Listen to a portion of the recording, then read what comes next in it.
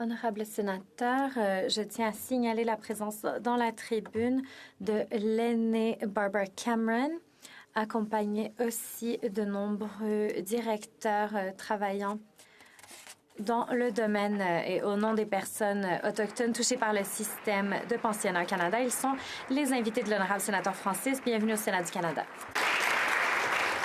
Senator Francis. Sénateur Francis. Merci, Monsieur le Président. Honorables sénateurs et sénatrices, malgré les recherches et les preuves accablantes montrant que pendant plus d'un siècle, les enfants autochtones ont été amenés de force dans les pensionnats et autres institutions où ils ont victimes de négligence, d'abus et où ils ont même été tués, de nombreuses personnes au Canada continuent non seulement de nier les faits, mais aussi de les discréditer. L'utilisation de telles rhétoriques et tactiques en politique, dans les médias et dans tous les autres domaines doit être fermement combattue et condamnée. Notre silence est synonyme de complicité et de violence.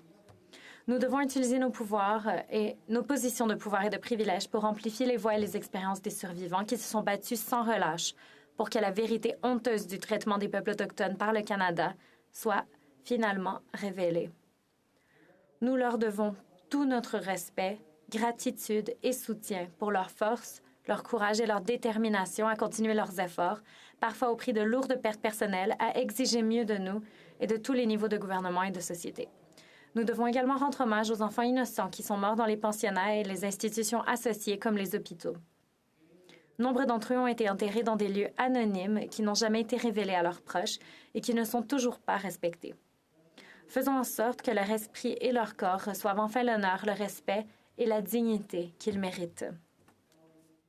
Chers collègues, les peuples autochtones doivent mener le travail important et sacré de la découverte, de la documentation et de partage de la vérité sur le génocide qui nous a été infligé, ainsi que les efforts de recherche, de récupération, d'identification et de protection et de commémoration de nos enfants disparus. Les parlementaires et autres acteurs importants doivent leur donner les moyens de le faire. Ce travail mené par, avec et au nom des survivants, en quête de vérité, de justice, de guérison et de réconciliation, se fait souvent sans le financement, les ressources ou même l'autorité nécessaire. Il s'agit de travail essentiel pour réparer les torts du passé et du présent et pour faire avancer le Canada vers un meilleur avenir pour tous.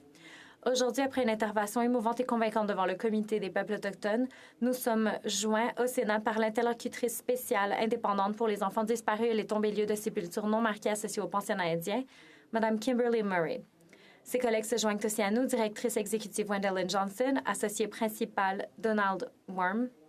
Se joignent aussi à nous Stéphanie Scott, directrice exécutive du Centre national pour la vérité et la réconciliation, son assistante exécutive Carmen Roy et la survivante et aînée Barbara Cameron.